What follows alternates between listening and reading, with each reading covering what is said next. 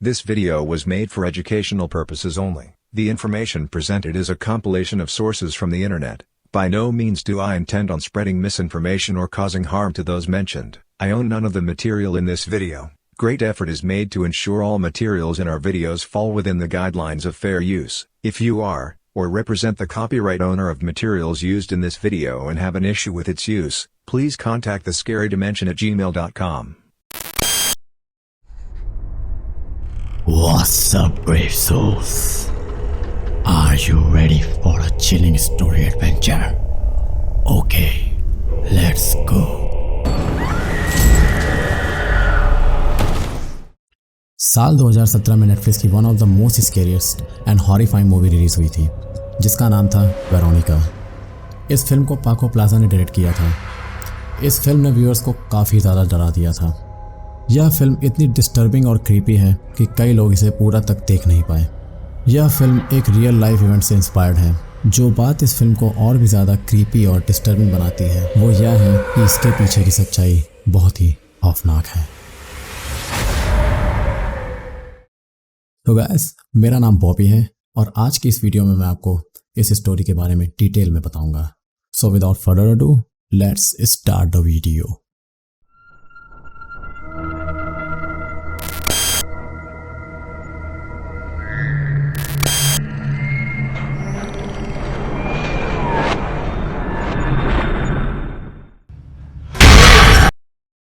ये कहानी एक स्पेन में रहने वाली लड़की की है जिसका नाम स्टेफानिया गुतेरेस लजारो था, जिसे आप हम सब वेरोनिका के नाम से भी जानते हैं। स्टेफानिया की फैमिली स्पेन के एक शहर मैड्रिड में रहती थी। एक दिन पता चला कि उनके ग्रैंडफादर बहुत ही ज़्यादा बुरी हालत में हैं और अस्पताल में अपनी आखिरी सांसें गिन रहे हैं। उसकी पूरी फैमिली एक आखिरी बार ग्रैंडफादर को देखने के लिए अस्पताल पहुंची। ग्रैंडफादर को अपनी फैमिली से बहुत ही ज़्यादा नफरत थी। रिपोर्ट्स का मानना है उनके आखिरी कुछ शब्द जो उन्होंने स्टेफानिया के कान में फुसफुसाए थे वो कुछ इस प्रकार हैं। Si no puedo hacer daño en esta vida, जिसका सरासर ये मतलब है कि मैं तुम्हारी जिंदगी को नर्क बना दूंगा।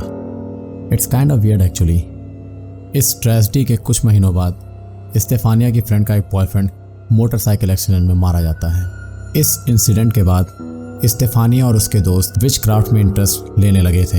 एक दिन टीचर सारे बच्चों को सूर्य ग्रहण दिखाने के लिए टेरेस पर ले जाती हैं, लेकिन स्टेफानिया और उसके कुछ फ्रेंड्स वहीं पर क्लासरूम में रुक जाती हैं।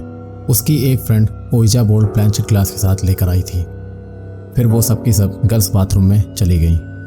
ओइजा बोर्ड एक कर्स्ड पैरानॉर्मल ऑब्जेक्ट है। इसमें कुछ विशिष्ट तरह के नंबर और अल्फ़ाबेट्स होते हैं। इसके इस्तेमाल से हम मरे हुए लोगों से भी बात कर सकते हैं। स्टडीज़ का ऐसा मानना है कि ये इस दुनिया और घोस्ट डायमेंशन के बीच एक दरवाज़ा खोल देता है, जिसके सहारे सुपरनैचुरल फोर्सेस हमारी दुनिया में आ सकती हैं और उसके भयानक नतीजे हो सकते हैं। एक टीचर उन सबको ये करते हुए देख लेती है।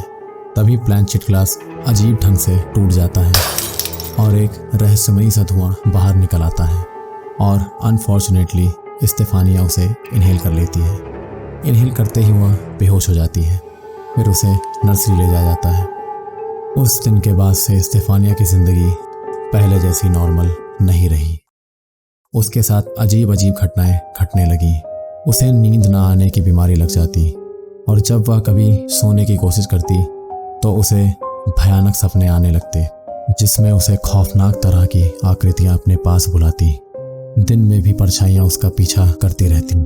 उसे रहस्यमयी तरह की आवाज़ें सुनाई देती थी और फॉग से भरा हुआ एक कॉरिडोर उसे अपनी ओर खींचता था। धीरे धीरे स्टेफानिया अननेचुरली बिहेव करने लगी थी, जैसे कि अपने छोटे भाई बहनों पर गुर्राना, चिल्लाना और उन्हें डराना। उसका इलाज कराने के लिए उसे कई तरह के हॉस्पिटल ले जाया गया, जहां पर डॉक्टर्स उसकी इस स्थिति को देखकर दंग रह गए। किसी भी डॉक्टर के पास उसकी इस कंडीशन के बारे में कोई भी एक्सप्लेनेशन नहीं था। हर तरह के मेडिकल टेस्ट किए गए, लेकिन रिपोर्ट्स में कुछ भी नहीं निकला। हादसों का सिलसिला ऐसे ही बढ़ता गया और अब तो उसकी फैमिली भी सुपरनैचुरल फोर्सेस को एक्सपीरियंस करने लगी थी। घर में मौजूद आत्माएं वायलेंट हो गई थी। ऑब्जेक्ट्स अपने आप मूवमेंट करते थे। एक रात स्टेफानिया को तेज दौरा पड़ा और वो कोमा में चली गई। फिर उसे अस्पताल ले जाया गया। जुलाई 14, 1991 सुबह के 2 बजे स्टेफानिया की रहस्यमयी ढंग से मौत हो गई। ऑफिशियल्स की रिपोर्ट ने यह बताया कि उसकी मौत हार्ट अटैक से हुई है, लेकिन उसकी फैमिली का मानना है कि उसकी मौत घर में मौजूद मेल वॉलेंट फोर्सेस की वजह से हुई। इस घटना के बाद भी घर में मौजूद मेल वॉलेंट फोर्सेस स्टेफानिया की फैमिली को हॉन्ट करती रही। वॉल पे लगे हुए क्रूसीफिक्स अपने आप अपसाइड डाउन घूमते रहते थे, दरवाजे अपने आप खुलते बंद होते थे। एक बार स्टेफानिया की फोटो में आग लग गई और उसकी फोटो में सिर्फ और सिर्फ उसका चेहरा जला। मुझे कोई आइडिया नहीं है इतना सब कुछ हो जाने के बाद भी स्टेफानिया की फैमिली उस अपार्टमेंट में आखिर क्यों रह रही थी। नवंबर 7, 1992 स्टेफानिया की मौत के ठीक 1 साल बाद एक रात उसकी मॉम ने अपनी बॉडी के ऊपर कुछ प्रेशर फील किया। उन्होंने अपने हस्बैंड से इस सब के बारे में बताया। उन्हें ऐसा लगा जैसे कि उनके सीने पर कोई जोर से एक दबाव डाल रहा हो। उन्होंने तुरंत वहां की नेशनल पुलिस को कॉल किया। इस केस को द वेलस्कस केस नाम दिया गया। होजे पेड्रो नेग्री इस केस को इन्वेस्टिगेट कर रहे थे। स्टेफानिया की फैमिली ने उन्हें वहां हो रहे इंसिडेंट्स के बारे में बताया।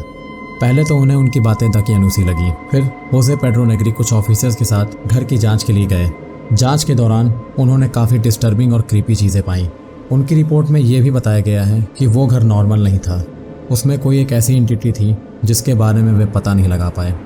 आखिर में लज़ारो फैमिली को पीस नहीं मिल पाया और साल 2006 में उन्होंने अपने घर को बेच दिया और दूसरे शहर चले गए। The Velasquez case is one of the most famous cases of paranormal phenomena in Spain। ऐसा कि इतिहास में पहली बार हुआ था कि पुलिस ने किसी ठोस एनकाउंटर को विटनेस किया था। आज भी ये केस एक खौफनाक रहस्य बनकर रह गया है। डायबोलिकल फोर्सेस आर रियल और ये एग्जिस्ट करती हैं। इनसे जुड़ी चीज़ें हमें अपने वर्स्ट नाइटमेयर को एक्सपीरियंस करा सकती हैं। जैसा कि हमने वेरोनिका के केस में देखा, उसके साथ चीज़ें बस से बदतर हो गई थी और अंत में उसे अपनी जान गंवानी पड़ी। ओइजा बोर्ड कोई खेलने वाला खिलौना नहीं है, ये डेविल्स टॉय है। इसे एक कस्ट ऑब्जेक्ट भी आप मान सकते हैं। इससे दूर ही रहिए और कभी भी इसे यूज़ करने का ख्याल भी आ जाए तो एक बार इस केस को याद कर लीजिएगा। Okay guys, thanks for watching this video. अगर आपको हमारी ये वीडियो पसंद आई हो तो इसे लाइक कर दो और ऐसे ही इंटरेस्टिंग और चिलिंग स्टोरीज़ के लिए हमारे चैनल को सब्सक्राइब कर लो और बेल नोटिफिकेशन आइकन को ऑल पे सेट कर लो, जिससे कि आपको हमारे चैनल की सारी अपडेट्स मिलती रहें। मिलते हैं नेक्स्ट वीडियो में।